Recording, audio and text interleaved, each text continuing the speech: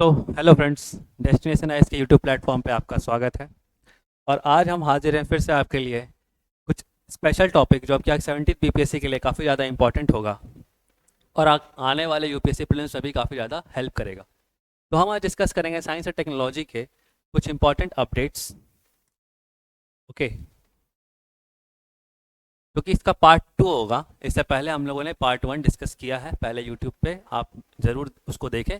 ठीक है, ये उससे कंटिन्यूएशन है, पार्ट 2 है। यहाँ पे कुछ और न्यूज़ को हम लोग कवर करने वाले हैं। ठीक है, ओके, तो स्टार्ट करते हैं हमारा पहला टॉपिक। तो देखते हैं मल्टीपल मेलनोवा ब्लड कैंसर के बारे में हम लोग थोड़ा जानते हैं। ठीक है, तो multiple myeloma is a form of blood cancer that originates in plasma cells. Plasma cells में आपका ये मल्टीपल मेलनोवा ब्लड कैंसर पाया जाता है। ठीक है, a type of white blood cells found in bone marrow in patients with melanoma. The cancerous cells multiply rapidly, crowding out healthy blood cells, causing various health issues. देखो, समझ आते कि क्या चीज़ हो रहा है। देखो, ये मल्टीपल मेलानोमा जो ब्लड कैंसर है ना, ये एक तरह का समझ लो कि प्लाज्मा सेल्स को अफेक्ट करता है। ठीक है, पहली चीज़ तो आपको ये जानना है कि कहाँ अफेक्ट करता है, प्लाज्मा सेल्स को। दूसरा चीज़ आपको क्या समझना चाहिए यहाँ पे कि प्लाज्मा सेल्स कहाँ पे बनते हैं। तो प्लाज्मा सेल्स जो है हमारे बोन मैरो में बनते हैं। ठीक है, इस चीज़ का ध्यान रखिएगा आप लोग, बोन मैरो में। ठीक, और जिन जिन भी पेशेंट्स में आपके जो मल्टीपल मेलानोमा ब्लड कैंसर पाया जाता है, उसमें क्या होता है कि उनके कैंसरियस सेल्स जो होते हैं काफ़ी तेज़ी से मल्टीप्लाई करके जो उनके हेल्दी सेल्स होते हैं उनको आउटग्रो कर देते हैं। ठीक है, तो ये आप ध्यान रखिएगा कि जो हेल्दी सेल्स होते हैं उनको आउटग्रो करते हैं, मतलब कि बोलने का मतलब जो कैंसरियस सेल्स इतने ज़्यादा हो जाते हैं कि वो हेल्दी सेल्स को पीछे छोड़ देते हैं। जिस कारण से क्या होता है, ये कैंसर काफ़ी ज़्यादा अभी न्यूज़ में है। एक पिक्चोरियल रिप्रेजेंटेशन है आपके लिए ताकि आप इस चीज़ को समझ पाए। सबसे पहले आप बोन मैरो समझिए कि बोन मैरो जहाँ पे red blood cells, white blood cells और प्लाज्मा सब कुछ वहीं पे आपका जनरेट होता है। ठीक है, तो हम समझते हैं कि इसमें क्या प्रॉब्लम है। देखो, ये हेल्दी पर्सन का हेल्दी बोन मैरो है जिसमें कि आपका जितना रिक्वायर्ड आपका प्लाज्मा सेल्स है उतने हैं। ठीक है, लेकिन जिसमें अफेक्टेड एरिया होगा, जिसमें प्रॉब्लम होगा मल्टीपल मेलानोमा ब्लड कैंसर का, उसमें क्या होगा कि कैंसर सेल्स इतने ज़्यादा हो जाएंगे मात्रा में कि वो आउटग्रो कर देंगे हेल्दी सेल्स को। ठीक है, और वो उस पर्टिकुलर पर्सन को इस तरह से अफेक्ट करेंगे। जनरली किस पार्ट्स को ये अफेक्ट करते हैं मल्टीपल मेलानोमा? तो हड्डी को और आपकी किडनी को, और ब्लड कैंसर से तो रिलेटेड है ही। ठीक है, यहाँ पे कुछ फैक्ट्स जान लेते हैं हम लोग कि multiple melanoma is a cancer of plasma cells. सबसे इंपॉर्टेंट चीज़ यहाँ पे ध्यान रखना है कि मल्टीपल मेलानोमा प्लाज्मा सेल्स का कैंसर है। Okay, inhibits growth of red blood cells and white blood cells, दोनों को ग्रो करने में इफेक्ट करता है। ओवरऑल सर्वाइवल 75% है, काफ़ी कम चांस है इसमें। ठीक है, और ये आपका अगर ब्लड कैंसर की बात करें तो ये सेकेंड सबसे मोस्ट कॉमन ब्लड कैंसर है, मल्टीपल मेलोमा ब्लड कैंसर। ये इंपॉर्टेंट भी आप याद रखिएगा।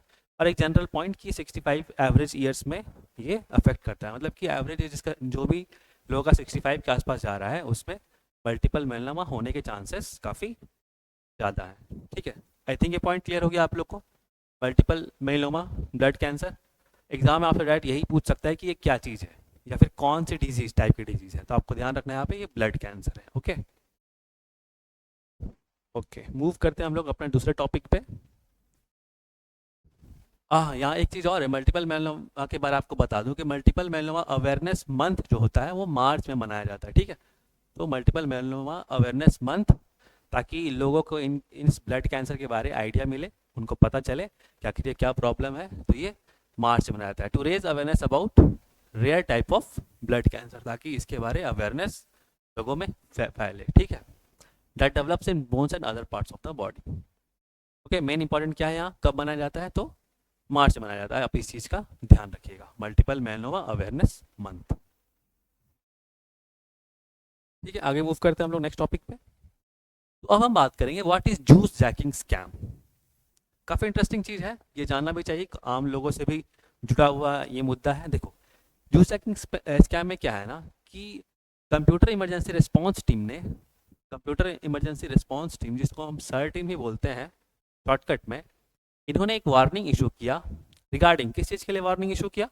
Regarding potential misuse of public charging ports found in location such as cafe, hotels, airports. देखो, क्या है कि कुछ कॉमन पब्लिक स्पॉट्स है ना, जैसे रेलवे स्टेशन हो गए, एयरपोर्ट्स हो गए, वहाँ पे क्या होता है कि आप जनरली अपने मोबाइल को चार्ज करने के लिए जाते हैं।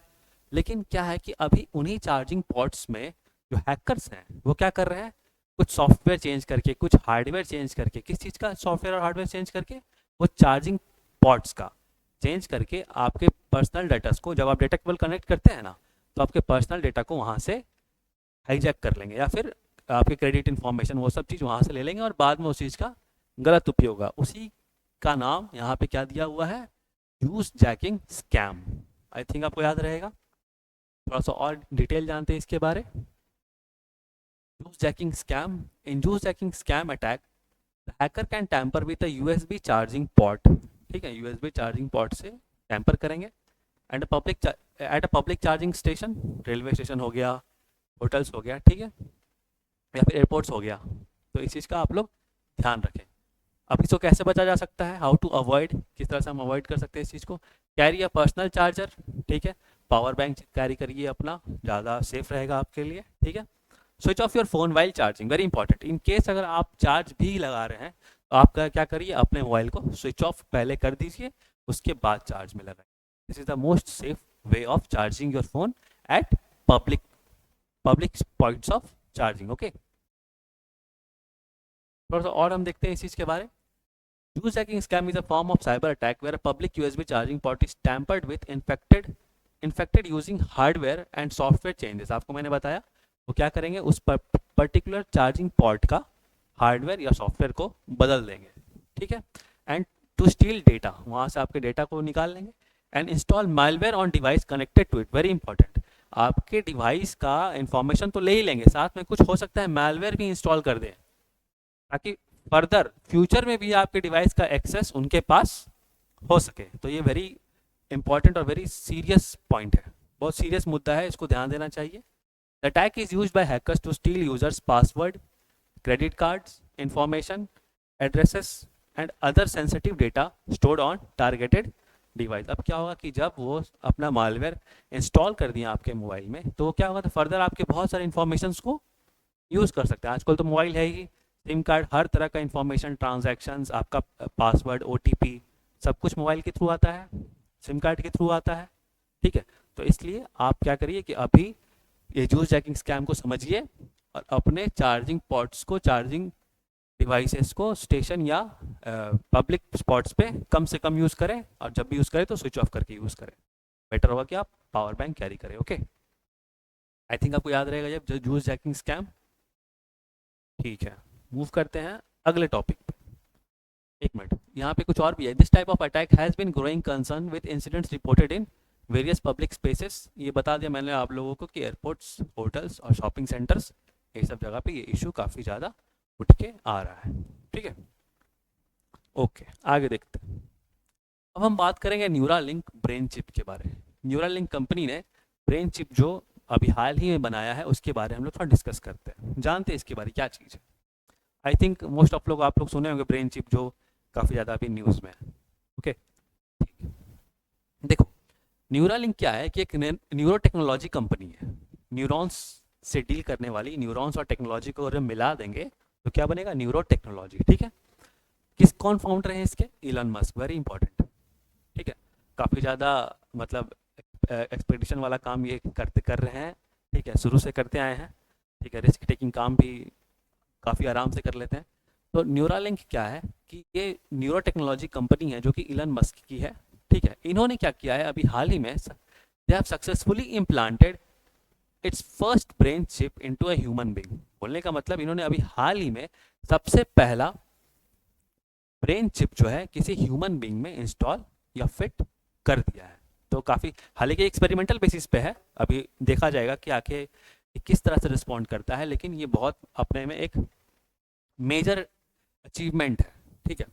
This marks a significant step towards the field of brain computer interface, very important. Brain और कंप्यूटर को इंटरफेस, मतलब ब्रेन को किस तरह से कंप्यूटर से कनेक्ट किया जा रहा है, इसका ये न्यूरालिंक या फिर न्यूरालिंक का ब्रेन चिप बहुत इंपॉर्टेंट एग्जाम्पल है, और बहुत लाइव एग्जाम्पल आप बोल सकते हैं, लेटेस्ट, लाइव, इंपॉर्टेंट, आपको जो सही लगे, लेकिन ये काफ़ी ज़्यादा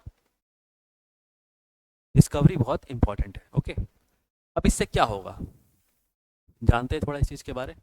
पहले देखते हैं कि आखिर ये काम कैसे करेगा, कि किस तरह से ये न्यूरालिंक कंपनी है जो चिप को किस तरह से फंक्शंस करती है, किस तरह से चिप को कनेक्ट करती है। ठीक है, देखो सबसे पहले क्या होता है, हम समझते हैं कि इसके पीछे क्या मतलब क्या थीम है, मतलब क्या क्या टेक्नोलॉजी किस बेसिस पे काम कर रहा है। ठीक है, देखो the brain consist of special cells, brain में क्या होता है, कुछ स्पेशल सेल्स होते हैं कॉल्ड न्यूरॉन्स। ठीक है, जिन्हें न्यूरॉन्स बोलते हैं, that transmit signals to other cells in the body. बोलने का मतलब जो न्यूरॉन्स होती हैं वो क्या करती हैं कि बॉडी में जो अलग सेल्स होते हैं उनको अपना मैसेज ट्रांसफर करती हैं, लाइक आवर मसल्स, हमारे नर्व्स, इन सबको मैसेज ट्रांसमिट कर दिया किया जाता है। ठीक है, हमारे न्यूरॉन्स से।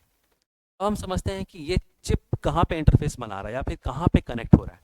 तो देखो the electrodes of the Neuralink chip are able to read this signals. अब क्या होगा ना कि हम लोग ये जो सिग्नल्स न्यूरॉन्स जनरेट कर रहा है, हम वहीं पे चीज़ों को चिप को कनेक्ट कर रहे हैं। ठीक है, जहाँ से कि ये न्यूरल लिंक चिप जो है वो उसमें जो इलेक्ट्रोड्स हैं, उसमें क्या है, इलेक्ट्रोड्स हैं, वेरी इंपॉर्टेंट। उसमें जो इलेक्ट्रोड्स हैं वो क्या कर रहे हैं, वो इस सिग्नल्स को कैरी कर सकते हैं, मतलब कैरी मतलब कि एब्जॉर्ब कर सकते हैं। ठीक है, which are then transmitted to motor controls. ठीक है, अब क्या होगा कि ये जो तुम्हारा मैसेज जो चिप ने ग्रैप्स किया, कहाँ से, न्यूरॉन्स से, उसको ये मोटर्स तक, मोटर कंट्रोल्स तक पहुंचा देंगे। ठीक है, अब क्या होगा कि दिस कंट्रोल्स, मतलब कि ये जो मोटर कंट्रोल्स, उसके बाद फर्दर क्या होगा कि ये सब जो कंट्रोल्स हैं ये बाहर के टेक्नोलॉजीज जैसे कि कंप्यूटर, स्मार्टफोन्स को कनेक्ट कर सकते हैं। इनफैक्ट वो जो मैसेज आया उससे एक पर्टिकुलर पर्सन्स के मसल्स मूवमेंट को भी कनेक्ट कर दिया जा सकता है। वेरी इंपॉर्टेंट, कि जो भी मैसेज आ रहे हैं उससे क्या होगा कि किसी पर्टिकुलर पर्सन्स के मसल्स को भी मूवमेंट में लाया जा सकता है इस चिप के बदौलत। ठीक है, तो यहाँ पे हम समझ सकते हैं कि कहीं ना कहीं ये आप जैसे जानते हो कि पैरालिसिस जैसे प्रॉब्लम जो है उसको डील करने में भी काफ़ी कारगर साबित होगा। क्योंकि पैरालिसिस में देखो क्या होता है, मैसेज सिग्नल तो जनरेट हो रहे हैं ब्रेन में, लेकिन वो पूरा सही से ट्रांसमिट नहीं हो पा रहा, बॉडी के एंड पॉइंट तक नहीं पहुंच पा रहा। तो इस कारण से क्या है कि हम लोग ये चिप लगाएंगे, और चिप लगाने के बाद क्या होगा कि ये न्यूरॉन्स के मैसेज को मसल्स तक ट्रांसमिट करेगा, मसल्स को मूव करने में हेल्प करेगा। तो पैरालिसिस जैसी जो भी प्रॉब्लम है वो भी आगे चल के सॉल्व हो जाएंगे। I think you got it. Okay, ठीक है, तो फैक्चुअल इन्फॉर्मेशन याद रखिएगा कि किसकी कंपनी है, एलन मस्क की कंपनी है, और कंपनी का नाम क्या है, न्यूरा लिंक। ओके, आगे मूव करते हैं हम लोग। अब बात करते हैं प्रोजेक्ट निम्बस के बारे में। ये कौन सा प्रोजेक्ट है, क्या चीज़ रिलेटेड है, देखो project Nimbus involves $1.2 billion agreement where Google alongside with Amazon which provides advanced cloud services and AI capabilities to Israel। देखो ये सबसे पहले प्रोजेक्ट क्या है, देखो प्रोजेक्ट निम्बस एक ऐसा प्रोजेक्ट है जो कि काफ़ी मतलब काफ़ी बिलियंस का है। 1.2 बिलियन एग्रीमेंट है किसके बीच में, गूगल, उसके साथ अमेजन भी है, जो कि क्लाउड सर्विस, जो कंप्यूटर में सॉफ्टवेयर का सर्विसेज होता है, क्लाउड सर्विस, और एआई कैपेबिलिटीज मतलब आर्टिफिशियल इंटेलिजेंस बेस्ड टेक्नोलॉजीज, वो किसको प्रोवाइड करेगी, गूगल इजराइल को प्रोवाइड करेगी। ओके, अब क्या है कि इसमें इशू क्या आ रहा है, the controversy particular spirals around accusations that these technologies might be supporting military actions by Israel during ongoing conflict in Gaza।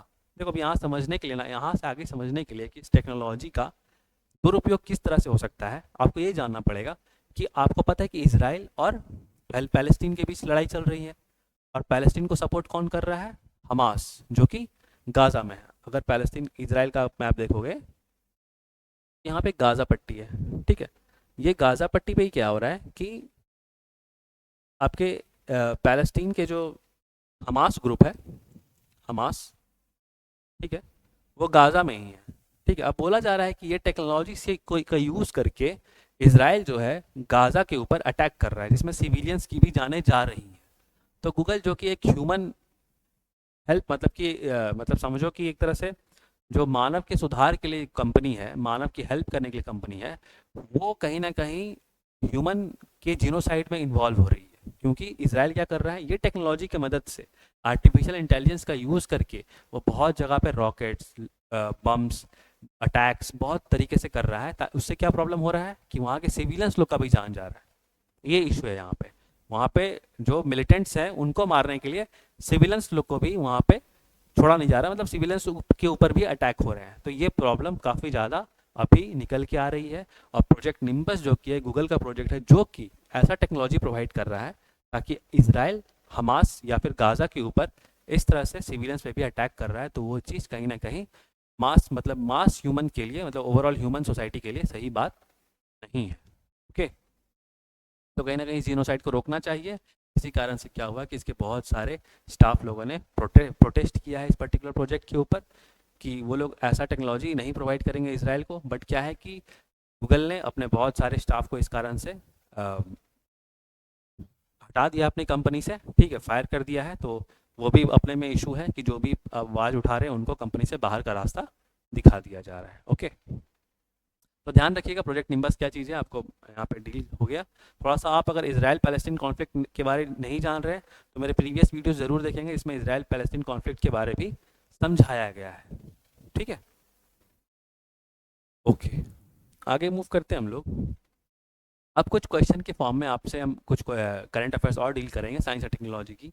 आप बताइए what is obelisk, recently mentioned in news. Obelisk नाम से कुछ अभी न्यूज़ में चल रहा है, आपको बताना है कि वो क्या चीज़ है। आपके ऑप्शंस हैं, क्या ये जियोलॉजिकल फॉर्मेशन है, या फिर एक एंशिएंट आर्किटेक्चरल स्टाइल है, या class of virus like entity है, या फिर एक एस्टेरॉयड है। यस,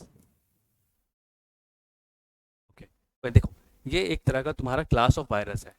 देखो अभी रिसेंटली स्टडी में ये आया है कि एक थर्ड, मतलब कि न्यू क्लास ऑफ वायरस, ठीक है, तो जिसका जिसका नाम साइंटिस्ट लोगों ने क्या दिया है, अमेरिका की स्टैनफोर्ड यूनिवर्सिटी में इस चीज़ का पता लगा है कि एक नया क्लास ऑफ वायरस जनरेट हुआ है, जिसका नाम उन लोगों ने क्या दिया है, ऑब्लेसिस्क्स। ठीक है, तो आप याद रखिएगा ऑब्लेसिस्क का जो नाम से कुछ आए तो it is a class of virus like entities which is recently in news. Okay,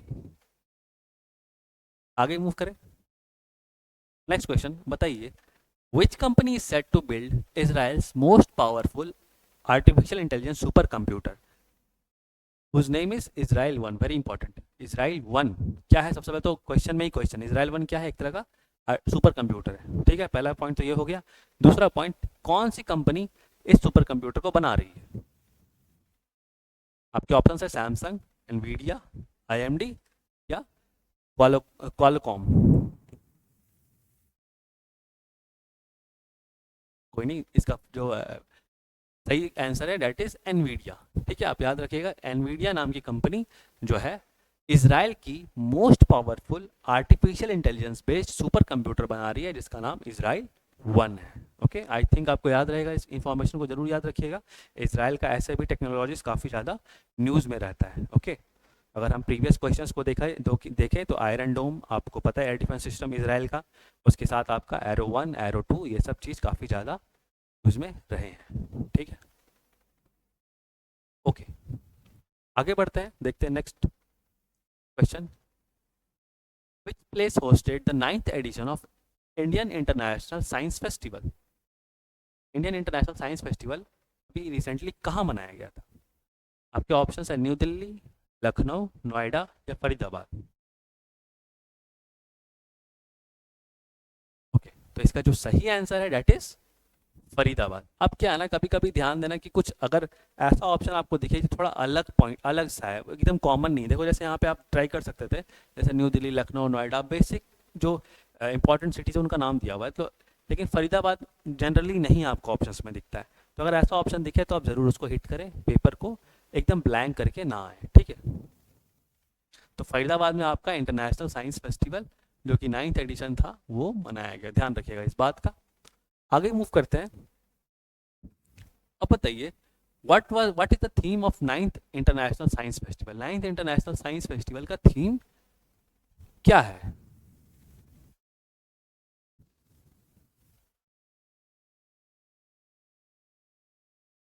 very important, इस पॉइंट को याद रखिएगा कि 9th इंटरनेशनल साइंस फेस्टिवल का जो थीम है इस बार का वो date is science and technology public in public outreach in Amritkaal, very important, याद रखिएगा। अमृतकाल में विज्ञान और प्रौद्योगिकी पब्लिक तक आउटरीच मतलब पब्लिक तक पहुँचे उस चीज़ के लिए साइंस एंड टेक्नोलॉजी को यूज़ करना है। तो आई थिंक आप याद रखिएगा इस पॉइंट को कि क्या थीम था। नाइन्थ जनरली थीम पूछा जाता है एग्जाम में, और खास करके वीपीएससी जैसे एग्जाम्स में थीम पे बहुत ज़्यादा जोर दिया जाता है।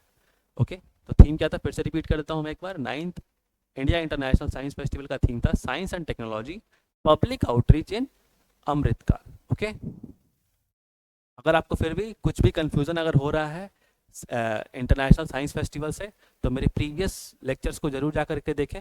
जो previous science and technology part 1 है, उसमें मैंने डिटेल कवर किया है आपके इंडिया इंटरनेशनल साइंस फेस्टिवल को। जहाँ से आपकी कोई भी डाउट अगर होगा तो वो कवर हो जाएगा। ओके, तो आज के लिए इतना ही। Thank you so much. आप अगर इसका पीडीएफ डाउनलोड करना चाहते हैं तो हमारे टेलीग्राम चैनल से कर सकते हैं। डेस्टिनेशन आयस डायरेक्ट टेलीग्राम चैनल पे आप पीडीएफ डाउनलोड करें। अगर यूट्यूब अच्छा लगा, इस तरह के शॉर्ट और क्लिप्स वीडियो आपको और इन्फॉर्मेटिव वीडियोस चाहिए, तो चैनल को प्लीज़ लाइक एंड सब्सक्राइब करें और कोशिश करें डेस्टिनेशन आयस से जुड़ने का। हमारा बहुत सारा प्रोग्राम्स अभी चल रहा है ताकि आप अपने 17th बीपीएससी के प्रिपरेशन को और स्ट्रॉन्ग बना सकें। मिलते हैं नेक्स्ट वीडियो में इसी तरह से कुछ शॉर्ट और क्लिप्स इन्फॉर्मेशन के साथ। तब तक के लिए थैंक यू so much.